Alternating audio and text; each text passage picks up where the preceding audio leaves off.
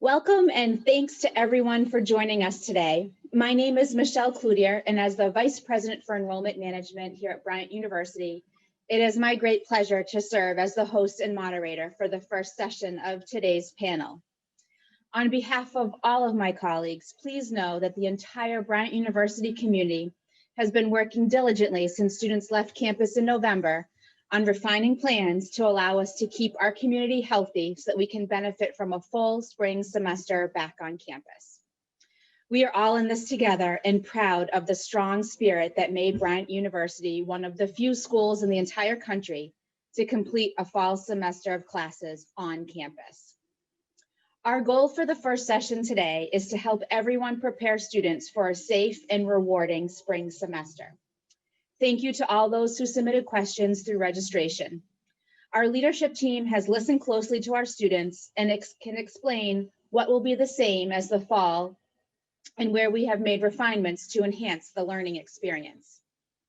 Before we begin our discussion, I want to provide an overview of this afternoon's program.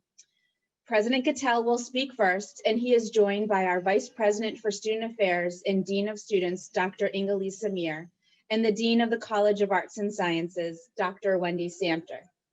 Provost Salmacy was called away to attend to a family matter and regrets that he can't be with us today, but Dean Samter has been working with him very closely throughout the pandemic and will be able to answer questions regarding academic affairs. If time does not allow us to answer all the questions, we will certainly address those in this Friday's Bryant Strong Reopening newsletter. After the first 45 minutes or so, we will turn the program over to Director of Bryant University's nationally acclaimed IDEA program, Professor of Psychology, Dr. Allison Butler. Professor Butler will discuss some of the special features in place for this year's IDEA program, including several opportunities for family participation in learning about the design thinking process. At this time, I'd like to turn it over to President Cattell for his opening remarks. Thank you, Michelle, and good afternoon, and thank you to all the parents that were able to join us today. I've been Bryant's president for just a little more than 6 months now, and I've already discovered that we have a very strong, tight-knit community focused on our students and their success. That tight-knit community is one of the reasons our value proposition and return on investment for our students and their family is among the top 2% of all schools in the country. This is based on average earnings for our graduates, that return on investment for our students that we are all very proud of at Bryant University. That close-knit community and focus on students is also what helped us to create a safe and productive environment this past fall in a very challenging context. Bryant, as Michelle said, was among the few colleges and universities in the country to complete fall semester classes on campus last year. And we thank your children, our students, and you for all your support that you gave us towards having a successful fall semester in spite of the challenges. Also, the successful fall was due to significant strategic investments that prioritized our students and the personal attention that Bryant has been known for since our founding 158 years ago. Now, as we begin a second semester of working together to address the coronavirus, we will continue many of the practices that help keep our campus open in the fall. We have also listened to our students carefully and learned from their experience. So we have changed a few things to make improvements, and you'll hear about that. For the spring semester, we will continue full population testing in partnership with the Broad Institute of Harvard and MIT. Approximately 30% of the community, including groups at greater risk for the coronavirus, such as student athletes and commuters, will get tested twice or even 3 times per week as best practices guide us. The model of weekly full population testing has emerged as best practices for colleges and universities. And for this academic year, Bryant will spend approximately $7 million on testing alone. We've also invested almost $1 million on academic and technology enhancements this year. Most recently, this has included upgrades to improve internet access in the residence halls where the Wi-Fi service has been challenged by building construction materials such as concrete block. We are in this together, and what students contribute is incredibly important. Our students are positive role models for masking and social distancing this fall. I hope they will do everything in their control to limit their contacts this month, so that when they return to campus in February, their first test is negative, and this will help us keep it going for the 14 weeks of the spring classes with their cooperation and our testing and other protocols. So thank you, Michelle, and thank you, parents, for this opportunity to talk to you once again. Thank you, President Cattell. One of the most frequently asked questions is, what is MoveIn going to look like February 6th, 7th, and 8th? So let's begin with that. And we will have Vice President Dr. Inga-Lisa Mir tell us about the plans made by her and her student affairs team.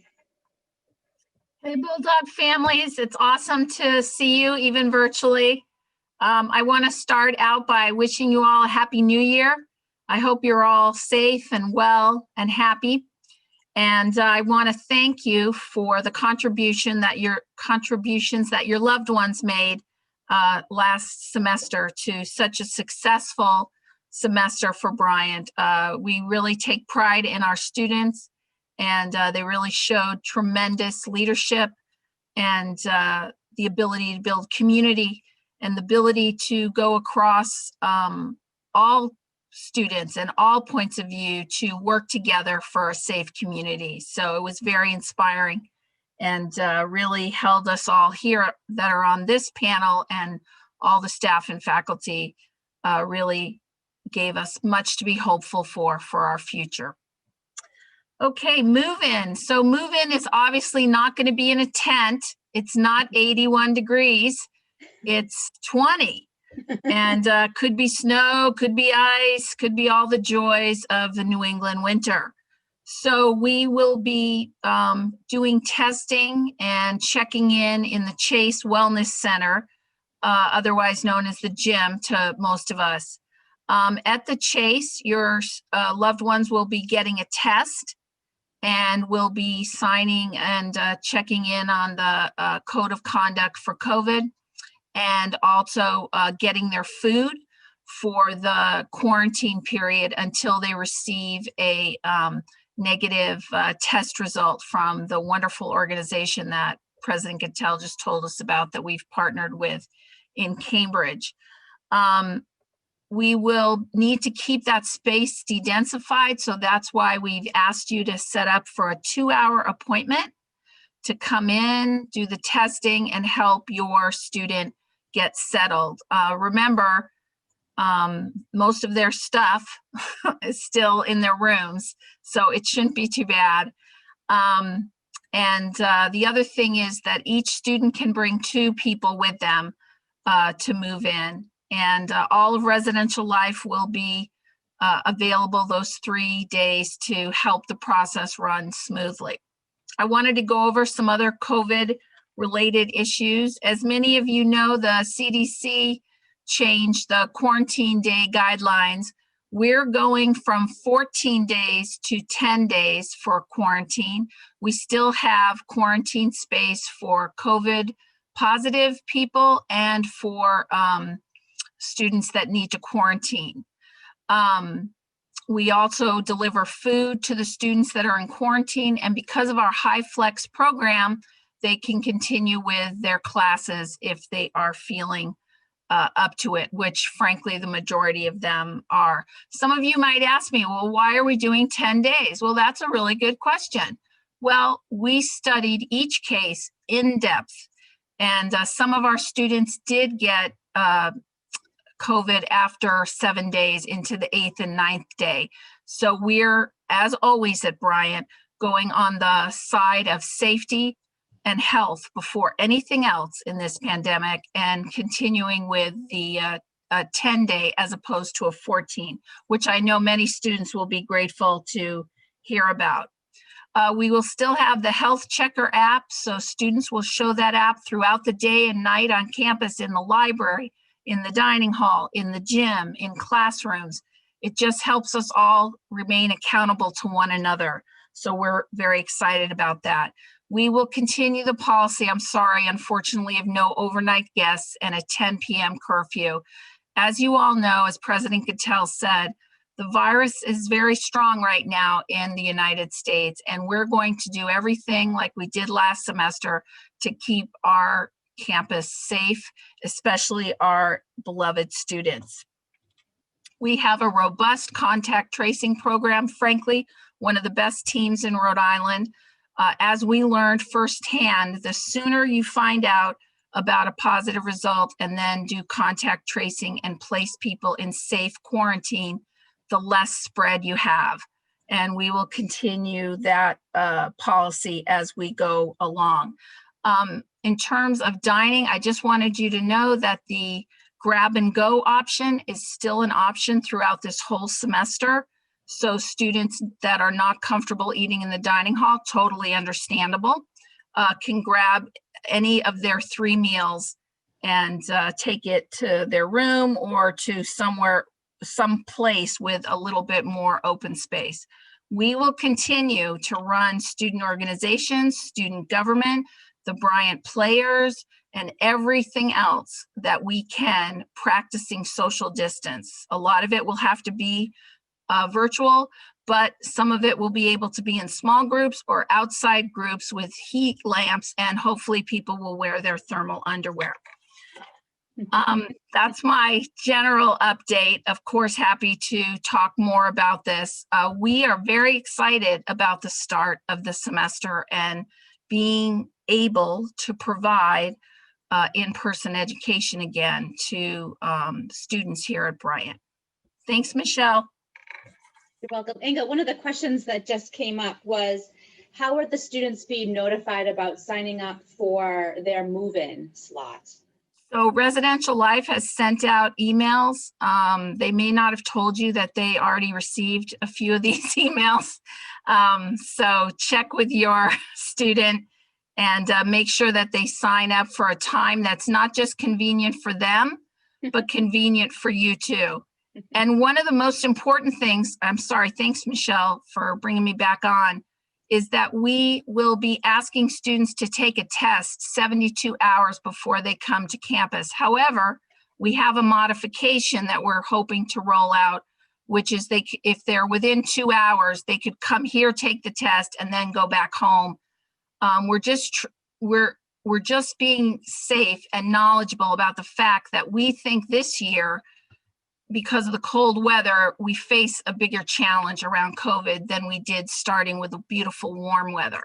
I think as we get into the spring and the summer temperatures, things will get a lot better. Thank you, Vice President Amir. Now, we've had lots of questions about the spring academic calendar and Saturday classes. So I want to give Dr. Wendy Samter, our Dean of the College of Arts and Sciences, some time to speak on behalf of the Provost and the Academic Affairs leadership team. Dr. Samter, can you tell our families what practices you will continue for the spring and what will be different than in the fall? Sure, Michelle, thanks a lot. And hi to everyone. It's really great to see all of you this afternoon. Thanks for joining us. Glenn also sends his regrets for not being here and hopes to see you again on the next Parent Zoom. I want to start by talking about the extra new classrooms we created last summer and our HighFlex model, both of which served us well. They let us do a couple of important things. First, conversion of several large campus spaces to classrooms allowed the vast majority of our first-year classes to be taught in person with all students present and socially distanced. And we thought that was really important for integrating our first-year students into the community. Second, we were able to de-densify smaller spaces to a capacity of about 15 or 16 for our second, third, and fourth year students who could alter time in class and time remote. It certainly wasn't easy to put the HighFlex model in place as quickly as we did, and I very much appreciate all of the efforts of our wonderful academic team, as well as our wonderful technology team. Now our faculty are much more experienced with the HyFlex format, so I think things are going to go even more smoothly this coming spring. In fact, our Center for Teaching Excellence has been conducting a variety of workshops that lots of folks have been participating over the course of the winter session. HyFlex model may not be perfect, but it does allow us to continue the small classes and personal attention that we believe are so important to student learning. In addition, throughout the course of the fall semester, it became clear that the compressed calendar and Saturday classes were increasingly stressful over time. We listened to our students and we listened to our faculty and learned from that experience. So there will be no Saturday classes this spring semester. We also discovered how much everyone valued a break or a special event, like the Pumpkin Festival we held outdoors in October. So we have created 3 days of special activities with no classes for the spring. We're calling these days Bulldog Wellness Days, and they will be February 24th, March 23rd, and April 22nd. Finally, one of the topics that we have weighed probably most heavily is student interest in a pass-fail option. As a result, for the spring 2021 semester only, after final grades have been posted, students can elect to utilize the pass-fail option for one course. We developed this policy as a way of recognizing the unique nature of the current academic environment and acknowledging the challenges created by new technologies and pedagogical formats, no matter how carefully they are planned. We hope the pass-fail option essentially provides a little bit of a safety net for our students and takes some pressure off them during a time that we know is already so very, very challenging for young adults. Thanks. Thank you, Dr. Stampler. I know that you and our provosts, deans, and faculty have all been working really hard to make the experience this year the best it can be under challenging circumstances that are just beyond our control. We are grateful for Bryant's small classes and faculty dedicated to teaching. And now I'm going to turn over and take a few specific questions.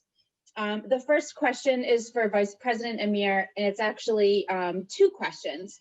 The first, are there any plans to distribute the vaccine to students on campus this spring? And the second, when students return to campus for the fall, will they be required to have had the vaccine? Those are great questions. And if we had the vaccine right now, I would be the first one to personally call all of you to come and get it right now. We unfortunately don't have vaccines yet. Our student population is in the last groups that will be getting the vaccine.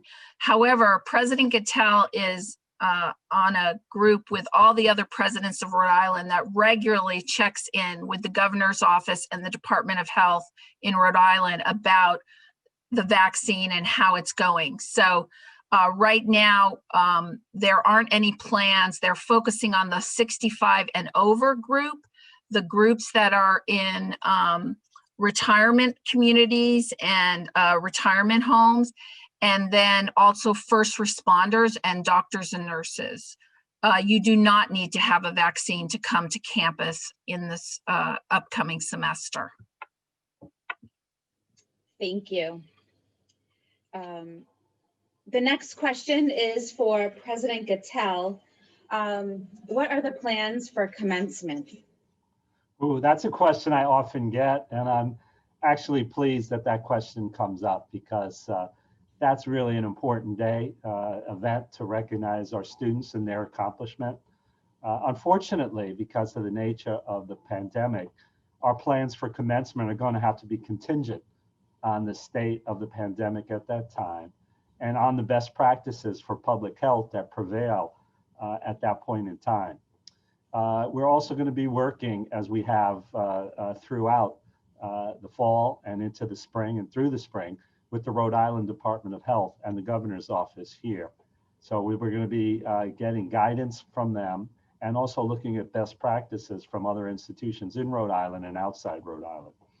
We are exploring multiple scenarios for celebrating the achievements of our graduating seniors on May 22nd, both in-person and virtual options. I guarantee that there will be some very significant recognition of the students' accomplishment at a commencement for our seniors this May. The nature of it will be in discussions internally and externally as to the best way to proceed given the circumstances. I fully understand that graduation from college is a significant milestone for our students and their families who have worked hard to make Bryant education possible. Within the context of the public health conditions that exist, we'll make some prompt decisions so you have time to prepare. We'll make sure to keep you informed about our thought process and engage with you as that unfolds. So we really do look forward, as Inga said, when the weather gets warmer, when the vaccine is more readily available, as we move into the spring, that conditions will get better, and then we'll be all able to gather on campus on May 22nd for the commencement. But as we've had to over the past nearly year now, we have to make adjustments based on the data, based on the context. And we'll do that with the best practices available, contacting the correct people from a public health perspective, and engaging with you on a regular basis and keeping you informed. Okay, some more questions. Dr. Ingalisa Samir, there seems to be a lot of confusion around the pre-testing and the testing on campus.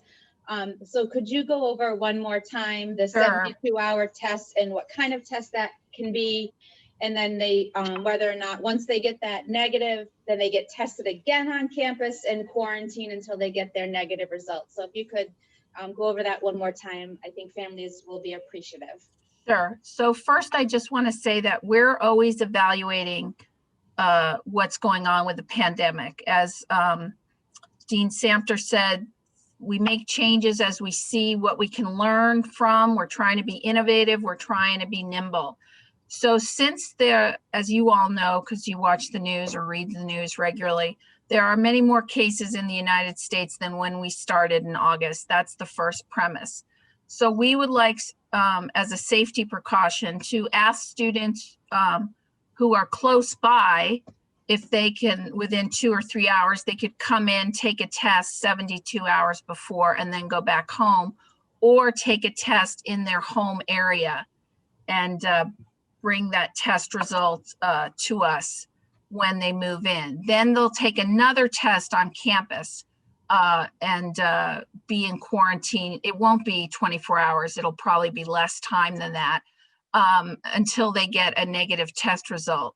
We're just trying to be super cautious about the spread, frankly. There are new variants now, unfortunately, that have shown up in New England that make catching the virus even easier, unfortunately. So we're just trying to be super safe. It will not be, I don't think it should be that hard. There are more testing centers open now than there were. However, for those of you that live closer, which is the majority of our student population, you could come to campus. Several other colleges and universities are doing the same thing in New England for this semester. We'll be sending out a full email to parents and students. Great, thank you. I also want to share, there's a question that has come up about Saturday classes. There will be no Saturday classes on campus. And one family is already looking forward to the end of a successful spring semester and when move out date is, and that is certainly contingent upon your students' final exam schedule. So it varies based on students, but I believe seniors have to be moved out completely by 6 o'clock on the date of commencement. Inga, is that right? That's correct. Okay. But again, as President Gattel said, we'll be keeping you all updated. I'm just as hopeful as he is and everyone else here that we could say goodbye in person to this extraordinary senior class that has really shown extraordinary leadership throughout this pandemic. Dr. Samter, can you share with us a little bit about the schedule? There seems to be a little bit of confusion as when classes start remote and then when classes start in person. Do you have those dates? The first week of classes is remote, and then the second week of classes we go to in person. Thank you. It's lots of questions. I'm going through as quickly as I can here. Inga, there seems to be some questions about some students who are COVID positive, either during their time on campus or while they were home over the break. Is the testing protocol the same for those students in order to return for campus? That's an excellent question. Several students have written me individually about that. So let me tell the answer to everyone. So as those of you who are in the medical field know, once you test positive for COVID, you cannot do a PCR test for a few months. The date of your next PCR test is determined by your contact tracer. It's usually 2.5 to 3 months. Your health checker will indicate that you are free to come onto campus and you do not need to take a test when you arrive that day. And our staff that check you in will know that. Thank you. There's some questions surrounding PassFail. Dr. Samter, the first question is, how would it affect your GPA? And the second questions, are athletes eligible for the PassFail option? It's my understanding that all students are eligible for the PassFail option. It will not harm Dean's List or President's List naming. And what was the third part? I'm sorry. There's just two, athletes and then how it affects your GPA. Yeah, it doesn't affect your GPA.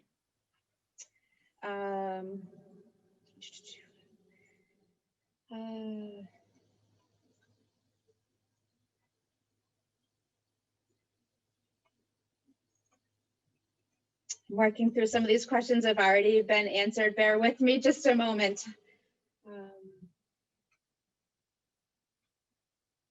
Inga, you clarified whether it's the rapid or PCR test prior to the 72 hours.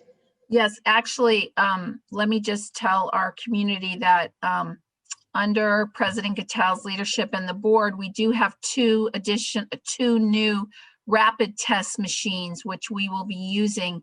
And we think that will help us even more. Those are for students and others showing symptoms, and they can go get a rapid test and we will know right away about COVID. Those tests are a little not dangerous in any way, just a little more complicated. So they take a little bit more time, but it's really wonderful that we have that also this year. And we've already tested those machines and used them with some students people that needed to remain on campus, and everything's going really well with those. Thank you. Dr. Samter, there seems to be a few questions surrounding textbooks for the first week of remote classes. Are the faculty being flexible that if they aren't able to pick up their books on campus because they're remote, and how they will go through that first week, maybe without books? Yeah, well, yes, faculty will be flexible, and we will put out a memo to faculty reminding them of that, right?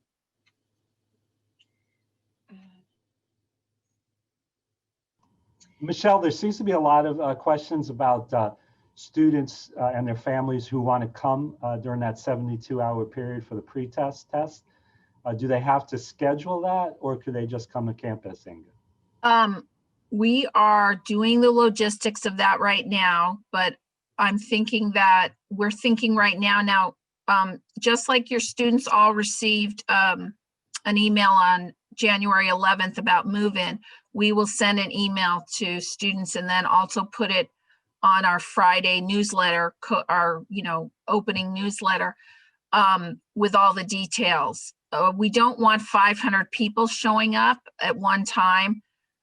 So we're working with the testing center about how to space that out, but I'm hoping that it'll be a super flexible schedule. Thank you. Inga, another question for you. Will there be offerings for, say, clubs and organizations, and Yes. things like that for a robust student experience on campus. So I'm proud to say that we had 110 functioning student organizations in the fall. We had over 800 different student-sponsored events, including meetings and all kinds of things. The recreation center will be open. We'll also have intramurals. As you know, we did volleyball and Frisbee. We will continue to do as much as we can to make this as normal for students as possible, encouraging them to get out. We will have recreation classes as we did in the fall with proper social distancing, obviously. Yeah, let me just chime in here, Michelle. Our academic departments did try to continue as much of their extracurricular programming as possible last fall. And so we had speakers, right? We had workshops. It was just all via Zoom. So we're trying to have as enriching a life over Zoom as we can for the kids. Yeah. The Fisher Center, though, will continue to be open. The Student Center, the library, as Dean Samter said. So, you know, I have to say, when you were here, as we all were, you did feel like there was a lot of regular activities going on, just being very cautious about how we were operating them. For example, we'll continue to have Mass. We'll continue to have Muslim prayer on Fridays. We'll continue to have Jewish services on Fridays also, and we'll continue to have Protestant services and meditation. So we will continue our very best to kind of keep running a dual virtual system and as much in person as we can safely do. Thank you. Another question came in regarding the dining hall. Yeah. Sorry, Dr. Amir, put you on the hot seat again. That's all right. All this, how are we planning to accommodate all of the students with the limited space in Salmonson without being able to have the tent due to the cold weather? Right, that's a great question. So like I said earlier, we're just always looking at the data. So what we learned from the fall, to be frank, is that most students preferred to do a grab and go given the pandemic, which I can totally respect and understand. So that is what I think we will still have. If the dining hall reaches capacity, which it doesn't very often, then students wait in their socially distant lines with masks on before they can go in. But I just want to remind you that we have 4 other cafes where students can also do a pick 4, where they can use their meal plan to get meals at breakfast, lunch, and dinner. And we added sushi Thursdays, which became very popular, which I was very excited about. There will continue to be several options for students. And then of course they can always do dinner at Nick's in the Fisher Center and at lunch. Those hours were extended last fall and will continue to go into 11 p.m. where they can use their Bulldog Bucks or their meal plans. Thank you. And also there's a question about being tested. So students are still using their health tracker app once they're on campus and where semester is underway to schedule their weekly testing, and in some cases more than once a week. Correct, Inga? Correct. Okay. But I always want to say, sorry, Michelle. That's okay. If you missed an appointment and we want everyone tested. That's what worked for us in the fall. And you should always encourage your students to go to the testing center if they have any questions. Usually we will fit everybody in and get you tested. We want to do 100% testing. That's really, as President Gattel said, the best practice and really the way that we were able to keep each other safe through the fall. Thank you. President Gattel, a question for you surrounding spectatorship for sports season as it unfolds, given how the pandemic unfolds if we get back on track. If we get back on track, we're going to start because we're not back on track as far as allowing outsiders to come to campus. You know, we require outsiders who are staying here a significant period of time to get testing. The logistics of that are very challenging, and we want to keep our student athletes and the full campus safe. So unfortunately, we're going to have to restrict visitors to the games. We are streaming some games.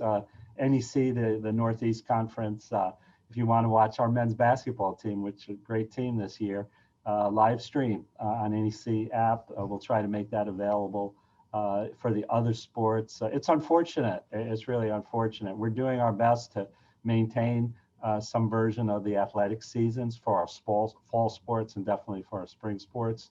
So we're doing our best, but the public health conditions and the restrictions from the state of Rhode Island make it difficult to have large gatherings of people from outside the community. So, this is unfortunate. It's not how the student athletes and their families envision their seasons, but because of the coronavirus, we're going to have to wait and see how this unfolds, Michelle. Thank you very much. And thank you all for joining us this afternoon. I hope you found the conversation to be helpful and informative. Even though we all wish that life would return to normal quickly this spring, we are adapting and working hard to make the spring semester a meaningful learning experience. President Gattel, before we break for the next session, is there anything that you would like to add in closing? Yeah, I want to first thank our parents for all their supports. Really great questions, right on questions, we've been talking about, but really important that you know the answers to those questions and we get feedback from you. And I do want to thank, starting with the team here, Inga, Michelle, and Wendy, for all the work that you do. Your commitment is incredible. Your care for the students is so strong. And, we are all available for the parents. This is a difficult time for you and your families. And as much as possible, we want to support you and your students and make sure that we are able to have, as much as possible, a safe and productive experience for your students this spring. The good news, and we have to be cautious in any optimism, but the good news is I do notice that the days are already starting to get longer. I get up pretty early and the sun comes up a little earlier every day, and that's a good sign. The days get up a little longer. Sometimes when I leave my office, there's a hint of sunshine left. So the days are getting longer, and the weather will get warmer starting in mid-February. And it will make it a little easier for your sons and daughters and for our campus operations. And we want to do as much as possible to get first in line among students for the vaccine. So we're doing our best. We're part of those conversations. But until that happens, those things happen, we have to be very diligent about our practices and ask you to remind your children the importance of following protocols. And yes, Inga is absolutely right. We want students to get tested. We've invested in it. It's the key to having a safe campus. We also want to make sure that students are able to have a good time on campus, albeit practicing the proper masking and social distancing. But Inga and her team, working with the provost and others, have come up with some new and exciting and creative activities to engage our students, and the club activities are very strong here. And students will have their academics, the strong academics, but also other things to engaging virtually and in small groups with proper protocols. We do ask that parents and families encourage our students to start the semester on a strong foundation. So please work with your students, have them come to campus healthy, have them test 72 hours before they come to campus. The startup is going to be the hardest part of the spring. If we do it right, it's going to make the rest of the spring all that more doable for all of us, all the more safe and productive for your students. I truly say I miss the students. We miss them on campus. We miss the interaction. We miss the community here. So we look forward to welcoming them back.